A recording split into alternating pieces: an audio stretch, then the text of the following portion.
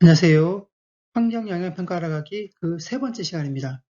지난 회에서는 외국의 환경영향평가에 대해서 알아보았습니다. 오늘은 우리나라 환경영향평가 제도는 어떻게 변천해 나가는지 알아보겠습니다. 시작하기 앞서 환경영향평가 제도 변천을 왜 알아야 할까요? 학교에서 역사를 배우는 이유와 같습니다. 환경영향평가가 어떻게 변경되어 왔는지, 왜 그렇게 바뀌었는지 알아야 환경영향평가가 어떤 방향으로 발전해야 할지 생각할 수 있기 때문이죠.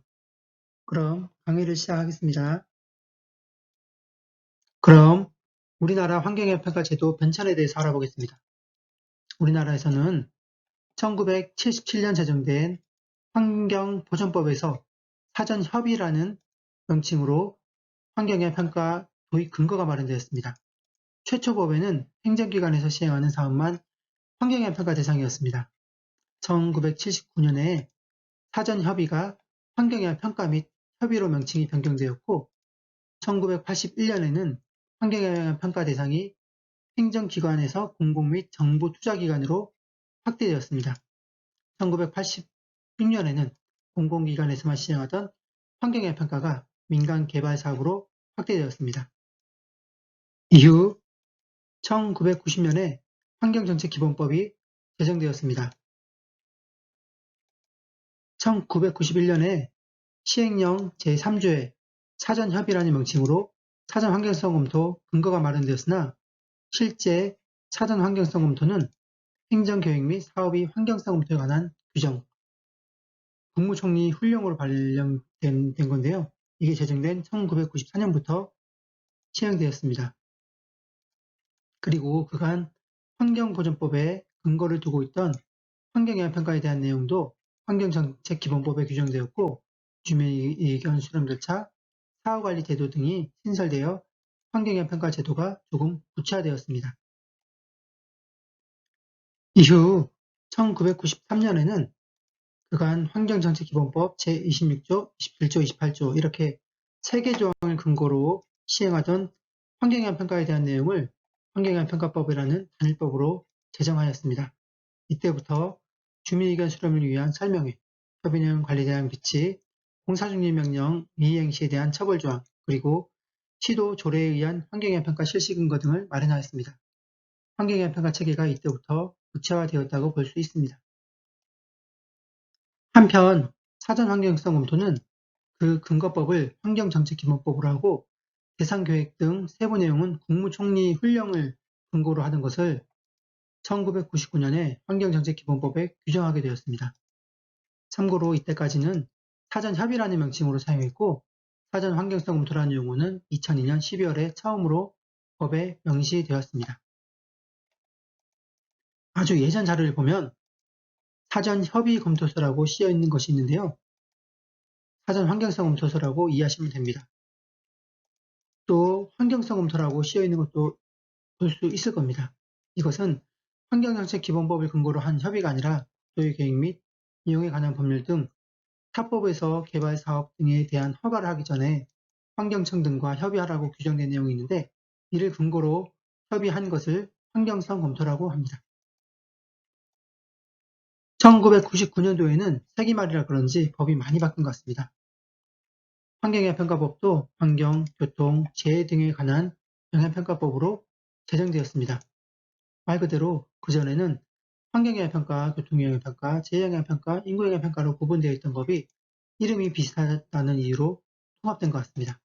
제가 대학을 졸업하고 엔지니어링 회사에 취직해서 처음 환경영향평가 업무를 시작했을 때 이 법을 보고 참 특이하다고 생각했던 기억이 있습니다.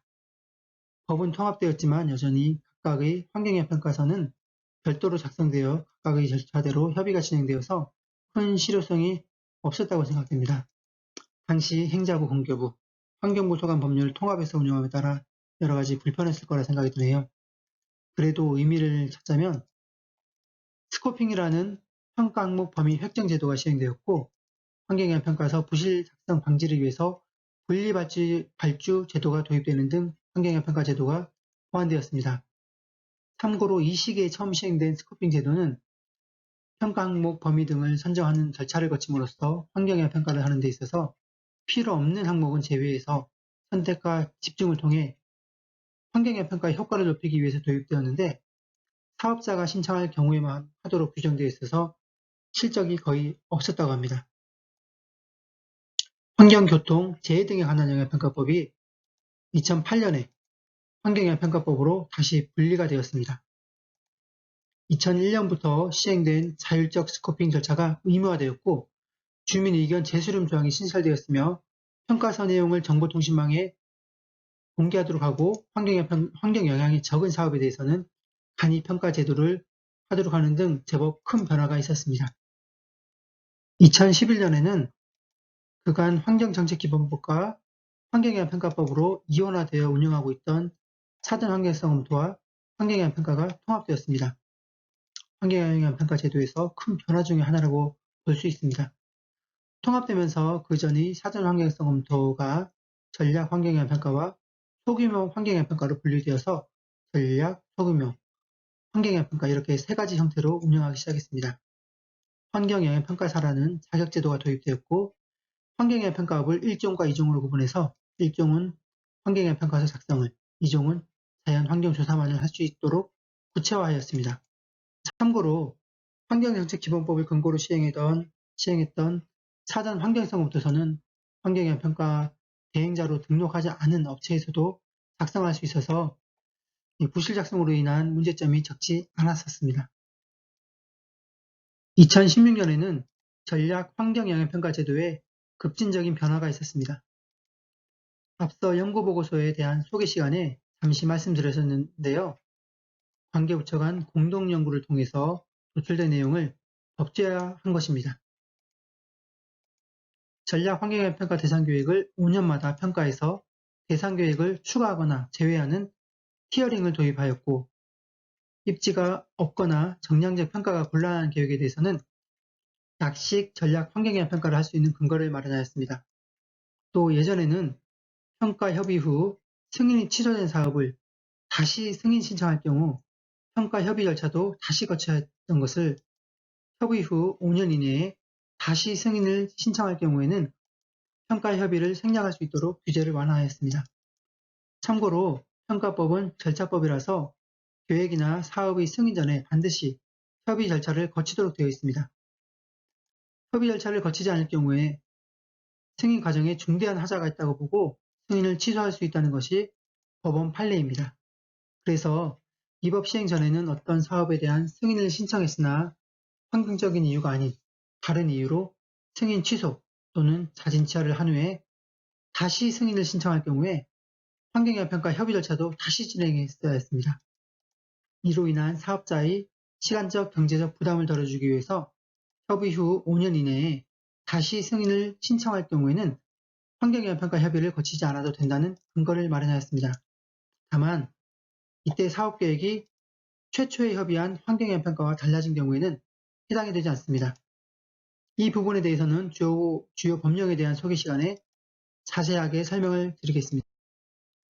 지금까지 내용을 정리해 보겠습니다. 1977년 환경보전법에 최초로 환경영향평가 근거가 마련되었고 이후 1990년 환경정책기본법이 제정되면서 사전협의와 환경영향평가 근거가 마련되었습니다. 1993년에는 환경영향평가법이 제정되면서 환경정책기본법에 규정되어 있던 평가 관련 규정이 환경영향평가법으로 옮겨왔습니다. 한편 1990년에 성리훈령으로 있던 사전협의가 1999년 환경정책기본법으로 법제화가 되었습니다. 또한 1999년에는 환경영향평가법이 통합환경영향평가법으로 제정되었다가 2008년에 다시 환경영향평가법으로 전면 개정되었습니다. 2011년에는 환경정책기본법을 근거로 하던 사전환경성 검토제도가 환경영향평가법으로 통합되었고 전략평가, 소규모평가, 환경영향평가로 구분하여 운영하기 시작하였습니다. 2016년에는 전략 환경영향평가 대상계획을 주기적으로 평가해서 추가 또는 제외하는 티어링을 도입하였고 약식 환경영향평가가 만들어졌습니다. 소개한 내용 외에도 법령 개정 사항은 많은데 환경영향평가에 큰 영향을 끼친 내용 위주로 정리했다는 말씀을 드립니다. 이번 시간에는 우리나라의 환경영향평가 변천사를 알아보았습니다. 다음 시간에는 환경영향평가의 운영 형태와 기능에 대해서 알아보도록 하겠습니다. 마지막으로 구독과 좋아요를 눌러주시면 고맙겠습니다. 오늘도 행복한 하루 보내세요. 안녕.